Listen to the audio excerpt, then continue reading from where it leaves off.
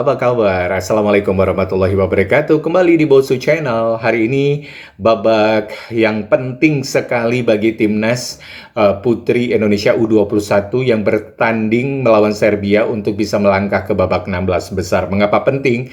Apabila bisa mengambil 1 poin saja sehingga Indonesia mendapatkan 5 poinnya, paling tidak menduduki peringkat yang keempat, Indonesia sudah dipastikan lolos menuju ke babak 16 besar. Namun apabila bisa menang melawan Serbia, Indonesia bisa kemungkinan naik ke peringkat ketiga. Dan itu adalah skenario yang paling realistis yang bisa dihadapi, yang bisa dilakoni oleh timnas putri Indonesia. Dan semuanya masih tetap terbuka gitu kan. Dan yang pasti timnas putri Indonesia memang belum lolos ya ke 16 besar Piala Dunia U2021 tahun 2025 ini. Tapi berbicara peluang, potensi Junaida Santi mengukir sejarah kali pertama melangkah 16 besar itu sangatlah terbuka.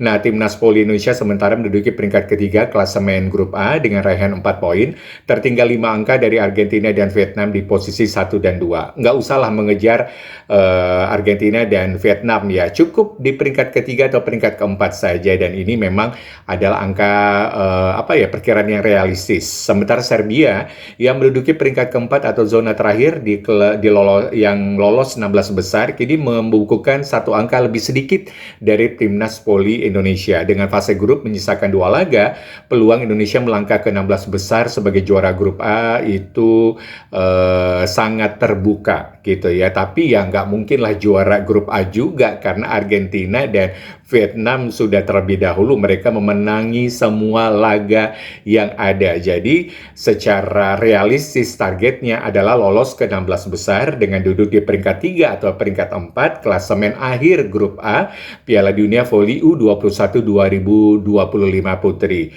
Nah, sesuai regulasi dari FIVB, wakil grup A melawan grup C di 16 besar, sedangkan grup B akan bentrok melawan tim grup D. Nah, rinciannya ini sebagai berikut ya. Grup A di 16 besar meliputi ini juara grup A akan melawan peringkat 4 di grup C.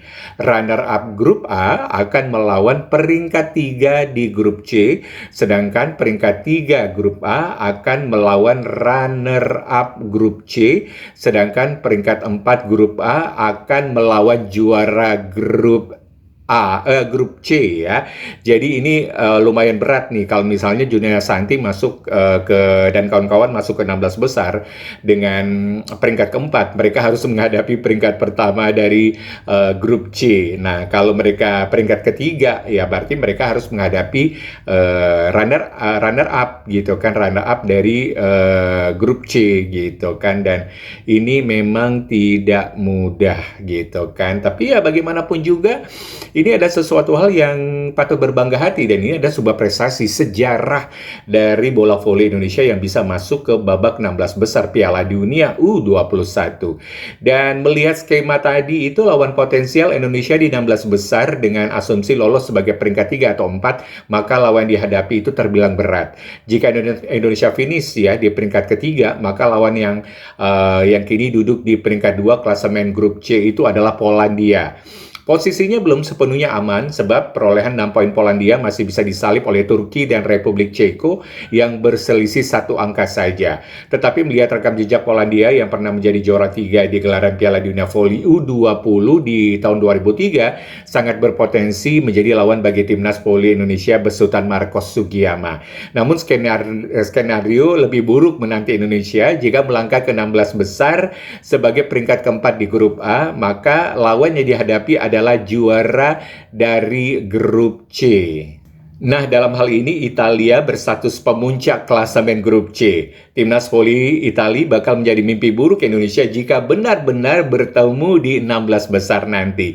Sebab timnas voli Italia menjadi salah satu tim tersukses di event ini dengan 2 kali merengkuh gelar juara, yaitu di edisi 2011 dan 2021.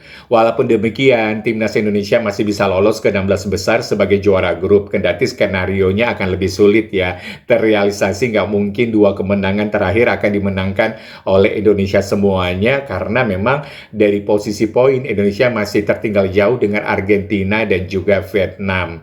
Jadi ya seperti itulah yang akan terjadi nanti skenarionya. Oke lah, kita lihat saja seperti apa perjuangan dari Sri Kandi Muda Indonesia hari ini melawan Serbia dan besok melawan Argentina. Mudah-mudahan saja ada perjuangan yang luar biasa yang bisa ditunjukkan untuk bisa masuk atau lolos ke babak 16 besar nanti. Itu dia informasi update terbaru mengenai Piala Dunia U21 yang berlangsung di Surabaya. Mengenai Kadek Diva, sepertinya itu sudah kecil kemungkinan ingin bisa bermain ya kali ini, karena Kadek Diva membutuhkan recovery yang cukup lama menurut pelatih Marco Sugiyama, sehingga harapan Indonesia itu tinggal kepada Selomita dan juga Gendis untuk bisa memberikan performa terbaik untuk membantu tim-tim yang pemain-pemain yang lain, untuk membantu Junaida Santi, untuk membantu Pascalina Mahuse agar bisa memberikan kontribusi maksimal agar bisa mengalahkan Serbia ataupun juga Argentina. Oke, Bosu pamit dulu di vlog hari ini. Kita jumpa lagi di lain kesempatan. Jangan lupa di subscribe, di like, di komen, dan juga di share apabila informasi kali ini bermanfaat untuk kita semua. Assalamualaikum warahmatullahi wabarakatuh. Bye-bye.